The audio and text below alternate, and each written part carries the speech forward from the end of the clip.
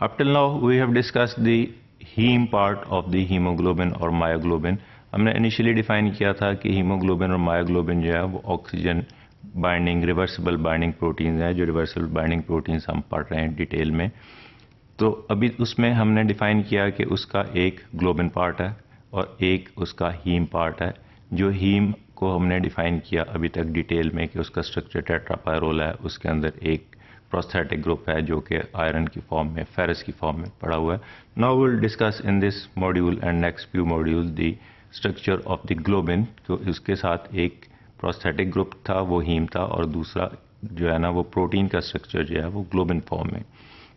About 78% of the amino acid residues in the myoglobin are found in the alpha helices with bends in between। के इसमें जो globin part है उसके अंदर amino acids जो हैं वो इसकी सेकेंडरी स्ट्रक्चर में मोस्टली होते हैं और वो फोल्ड होकर टर्शियरी एंड क्वार्टरनरी स्ट्रक्चर बन जाता है, लेकिन उनका सेकेंडरी स्ट्रक्चर जो है वो अल्फा हेलिकल फॉर्म में है और वो आपस में बैंड्स के साथ जो है ना वो जुड़े होते हैं।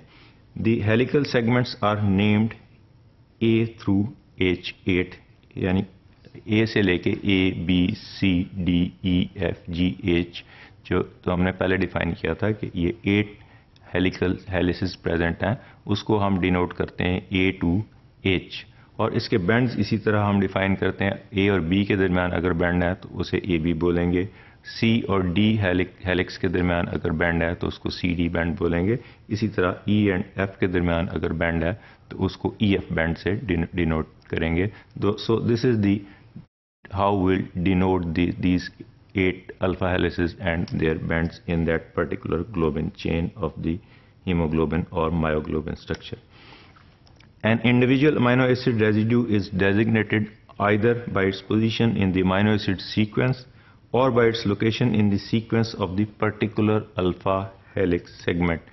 कि या तो हम इसकी पोजीशन डिफाइन करते हैं कि हम सारी 8 की 8 अल्फा हेलिक्स का को इकट्ठा कंसिडर कर लें, तो 1 से लेके 100 ऑन 200 300 400 जो हैं वो इकट्ठे 1 से लेके हम शुरू कर देते हैं, या हम इंडिविजुअल जो उसकी चेन है अल्फा हेलिक्स की, जिस तरह 8 चेन हैं तो ए के अंदर जितने अमाइनो एसिड्स हैं उसको हम इंडिविजुअली कर लेते हैं। तो अब हम उसको अगर इंडिविजुअली करेंगे तो एच के अंदर, एच चेन के अंदर अगर जो है कोई 8वें नंबर पे है तो वो H8 कहलाएगा, जबकि वो हो सकता है अगर हम शुरू से उसको अल्फा हेलिक्स ए से उसकी नंबरिंग शुरू करें तो हो सकता है वो 283 आ जाए। सो ये दोनों तरीक़ेकार हैं इनको जो इसके अमाइनो एसिड रेजिड्यूज की नंबरिंग के लिए और इसकी डेजिग्नेशन के लिए। For example the histidine residues coordinated to the heme in the myoglobin is histidine 93, that is the 93rd residue from the amino terminal end of the myoglobin polypeptide sequence, is also called histidine F8, the 8th residue in the helix F। कि अगर हम इसको शुरू से 1 number से A से शुरू करते हैं तो ये F की चेन में जाके 93 नंबर पे इसका है, तो शुरू से एंड टर्मिनल से इसको कंसिडर करना शुरू कर देते हैं, काउंट करना शुरू कर देते हैं। तो इसका हिस्टिडीन का जो आयरन के साथ कोऑर्डिनेशन बॉन्ड बना रहा है वो हिस्टिडीन 93 कहलाएगा। लेकिन अगर हम इसको इसी हिस्टिडीन को देखेंगे with respect to its individual helix जो कि F हेलिक्स है, जैसे जो हमने डेजिग्नेट किए थे A B C D E F G H, तो इसी तरह जो F हेलिक्स के अंदर इसकी पोजीशन देखेंगे तो वो 8th पोजीशन कहलाएगी। तो इसको हिस्टिडीन 93 डेजिग्नेट करेंगे और दूसरा डेजिग्नेशन इसका उसकी पर्टिकुलर चेन के अंदर है जो कि पर्टिकुलर अल्फा हेलिक्स के अंदर है जो कि कहलाता है F8। ये इसका मतलब है कि F हेलिक्स के अंदर उसका हिस्टिडीन का 8वां नंबर है। This is the diagrammatic presentation of the myoglobin, and we can see here that this is the A alpha helix, this is the B alpha helix, this is the C alpha helix, this is the D alpha helix, this is the E alpha helix, and similarly G, H and F। लिहाजा ये 8 1 2 3 4 4 and 5 6 7 और ये 8 जो है इसकी बन जाएंगी। So these are the 8 different alpha helices which are present in that particular amino acid.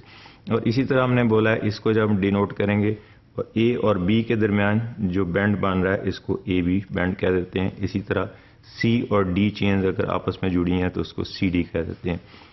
जो हमने पिछली स्लाइड में डिफाइन किया है कि अगर हम यहाँ से इसकी काउंटिंग शुरू करेंगे तो ये हिस्टिडीन मॉलिक्यूल जो यहाँ पे जुड़ा हुआ है ये 93 पोजीशन पे आएगा।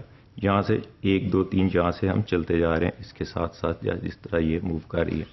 अगर हम इस पर्टिकुलर एफ के ऊपर देखेंगे कि इसके ऊपर इसकी काउंटिंग यहाँ से शुरू करेंगे तो ये हिस्टिडीन एफ जो है वो 8th पोजीशन पे आएगा। So it may be histidine 93 from this amino terminal अगर शुरू से काउंटिंग करेंगे, और अगर इसको इस पर्टिकुलर चेन से काउंट करेंगे तो जो ये अटैच हो रहा है इसके साथ यहाँ हीम के साथ ये F8 है।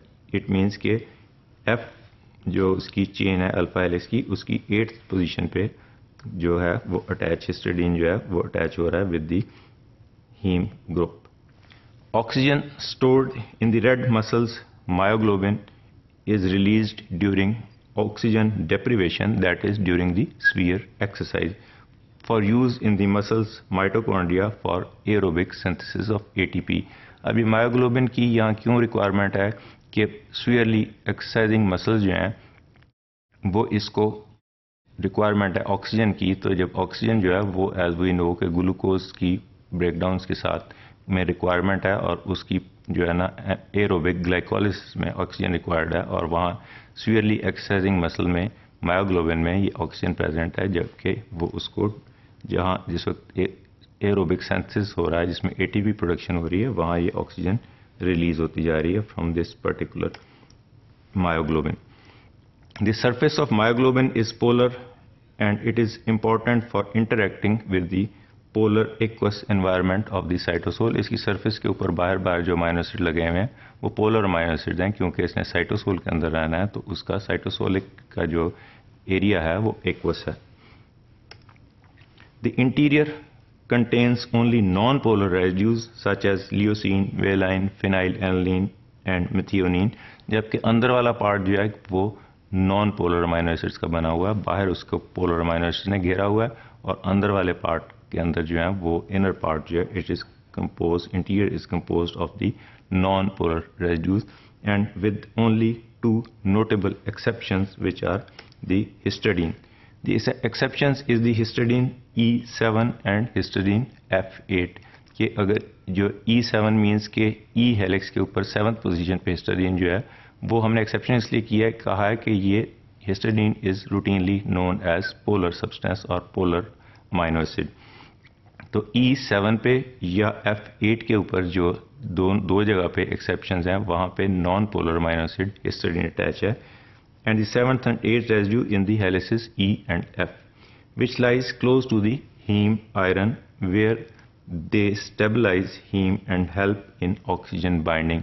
तो ये 2 अमाइनो एसिड्स जो हैं दीज आर नॉन पोलर जो कि interior of the molecule of the globin के अंदर लगे होते हैं, और ये E हेलिक्स पे 7th position and F helix पे 8th पोजीशन पे लगे होते हैं, और ये इसलिए हैं यहाँ पे कि ये इसकी रिवर्सिबल बाइंडिंग को फैसिलिटेट करें।